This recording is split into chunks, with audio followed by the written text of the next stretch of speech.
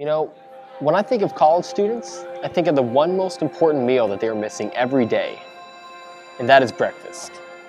And although you may be saying you're perfectly fine with your Godzilla-sized cup of coffee, studies have shown that students who eat breakfast do better and are less likely to fail than those who skip it. But I know where you're coming from. You need a good breakfast. Eggs, hash browns, the whole 9 yards in order to entice you to make time for this meal. But you're on a budget, aren't you? You can't afford to go to a diner every morning, and that's where I come in. If you give me just a little of your time, I can show you how to make a diner quality breakfast for next to nothing of the cost. And it will be better, because this isn't just breakfast.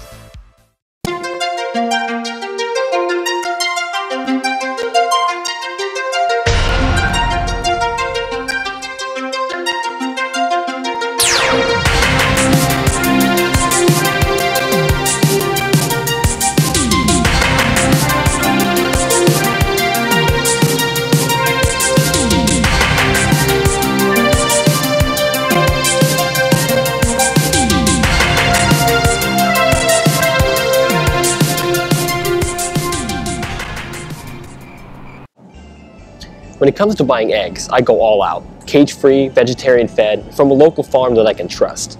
Of course, you can use whatever eggs you want. However, stay away from eggs that advertise omega-3 enrichment. This is a process where the chickens are fed soy and flaxseed meals, which are more often than not genetically modified. In addition to bringing some funky, albeit subtle flavors, there really is no benefit of these eggs other than mass marketing. Like these eggs.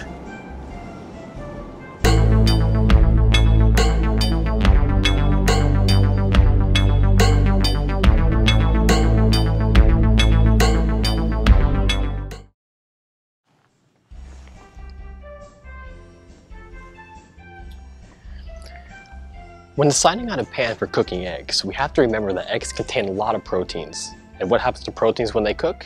They coagulate.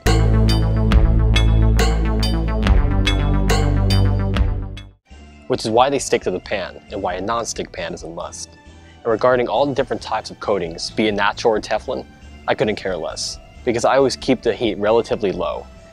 And I never scrub them with anything abrasive. And when it comes to extra protection, I use a little cooking spray. Why not oil or butter, you ask? Well, there is little to no fat in the spray, whereas oil tends to bring in nasty flavors and unwanted fat. And butter, well, is just plain unhealthy. Plus, cooking spray has lecithin, which acts as an emulsifier and lubricant, perfect for almost any application.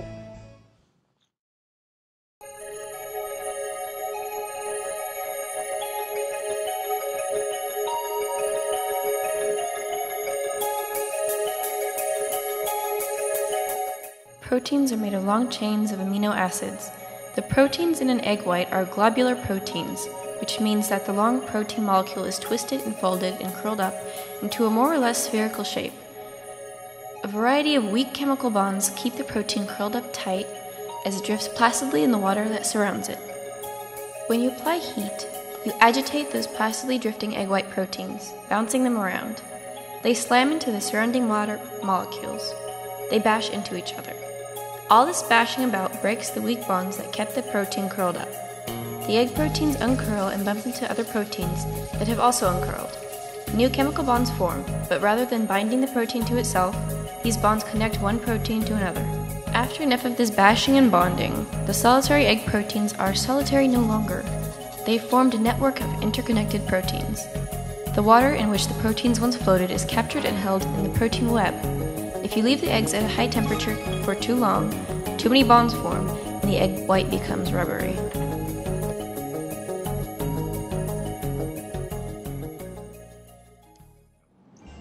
Say hello to the American russet potato, and the only potato I consider when it comes to cooking hash browns. You could use any other of these fine potatoes, such as golden, sweet, or heck, even red potatoes. But hey, why would you?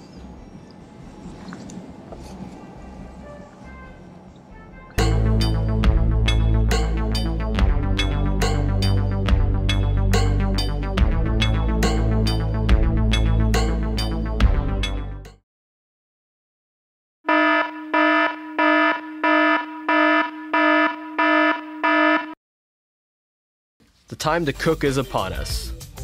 We'll take our non-stick pan and spray it down a little. Stand back. And we'll place it on the stovetop and turn our burner to low heat. Now turn your attention to 2 eggs, which we will crack on this plate. Make sure you always crack eggs on a flat surface, never the side of a bowl or counter. Place both eggs in a small container and then transfer both eggs to the pan.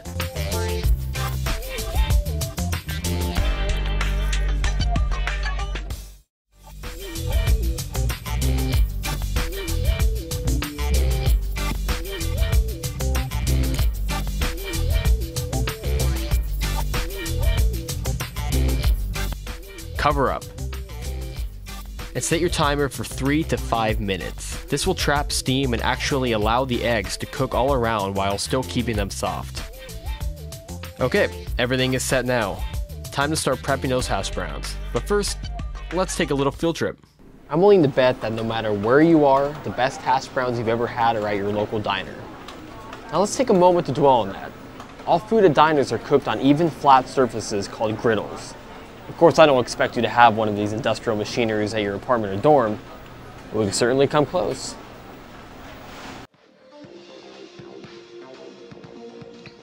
Nice, isn't it? The electric griddle is arguably the only cooking device a bachelor or bachelorette need in their home. The smooth flat surface allows the heat to distribute evenly throughout whatever you cook, and with hash browns, this will ensure you don't have hash browns that are raw in the middle. And it's great for eggs, flapjacks, burgers. The sky is the limit. I guarantee you one of the best multitaskers you will ever buy.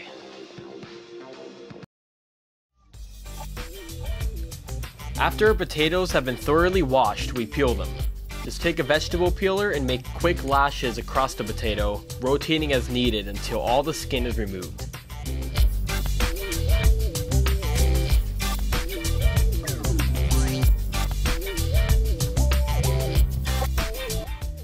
Now take a grater and grate your potato into a large bowl of cold water.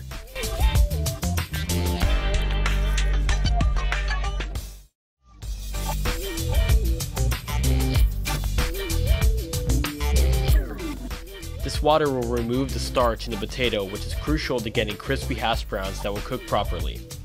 Most people skip this step and you end up with soggy raw hash browns that no one's gonna eat.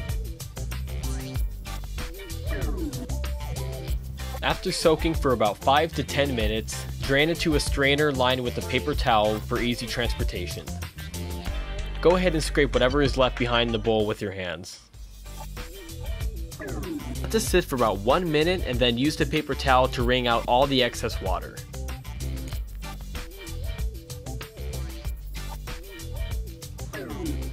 Transfer your hash browns to the preheated griddle about 350 degrees Fahrenheit and make sure you evenly spread the hash browns out.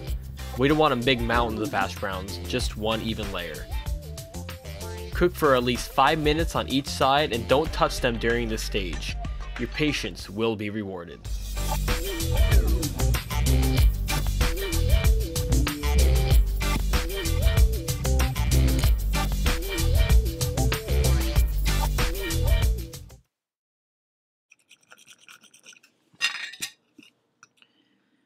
Thanks for watching, and we hope you enjoyed the video. Also, please feel free to share this to your family and friends. And also, if you do subscribe, you'll be notified when we're going to upload our next video, which, by the way, we're going to teach you how to make fast food, but without the preservatives and chemicals as well.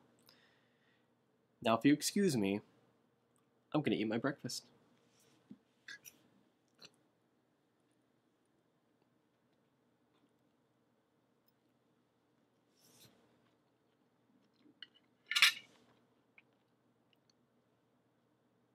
Cha-ching.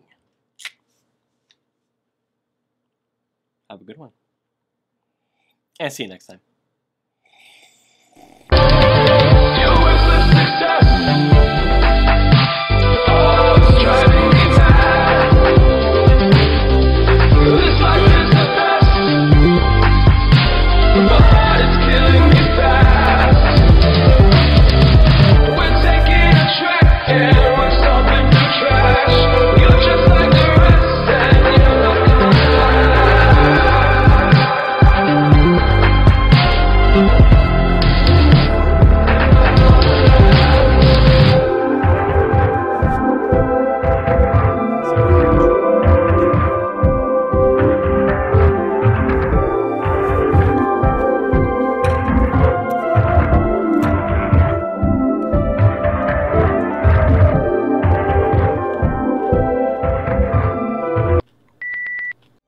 Who the hell is Clara? Marty, please stand there! Oh, right. I gotta get another picture.